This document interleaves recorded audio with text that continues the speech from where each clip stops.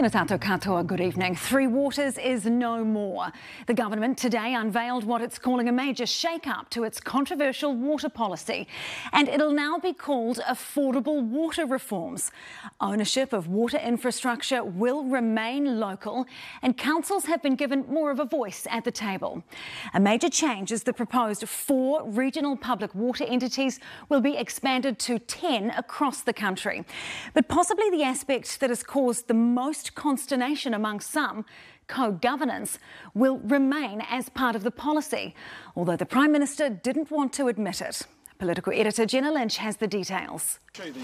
This little shipping container has a big job, getting water to Wairarapa.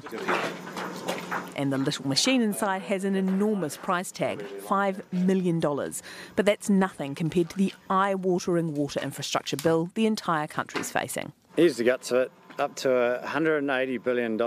Councils are on the hook for that, and they can't afford it.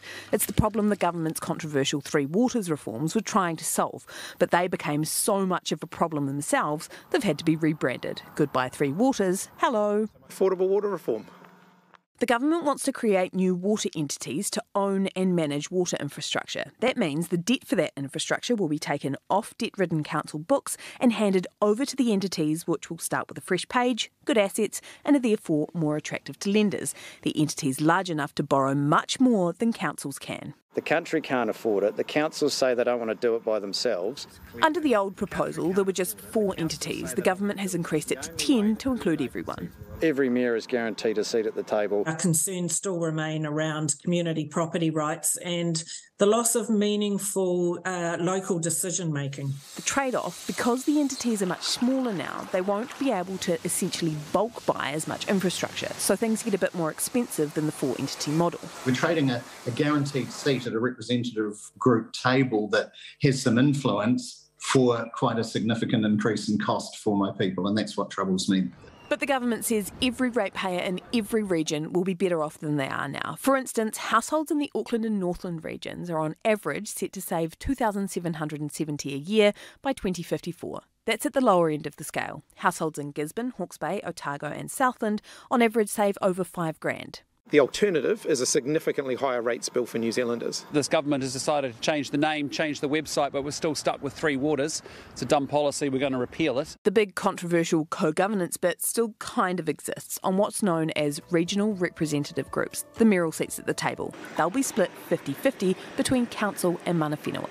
Let's be clear about this. It's not co-governance and it wasn't co-governance. These entities will be governed by a skills-based board. So there's no requirement for Māori to be on those corporate-style boards which actually run the entities, but the board is chosen by those 50-50 regional groups.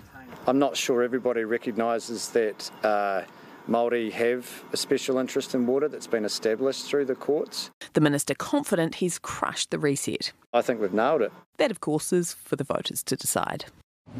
Well, Jenna's with us now. Kia ora, Jenna. This policy has been dogging the government for years. Are these changes enough to take the heat out of it?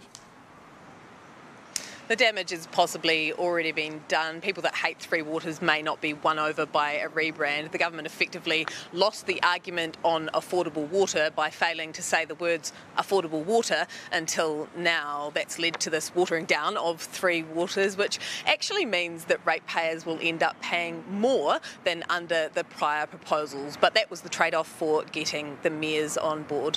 From the government's perspective, they can still head out on the election campaign and trumpet some savings to households, which National cannot do because their policy, repealing this, is very similar to the status quo with an added order to councils to invest in infrastructure, but they haven't released any costings. They haven't told us how councils can foot that monumental bill, so Labour has every right to head out on the hustings and say to National, show me the money.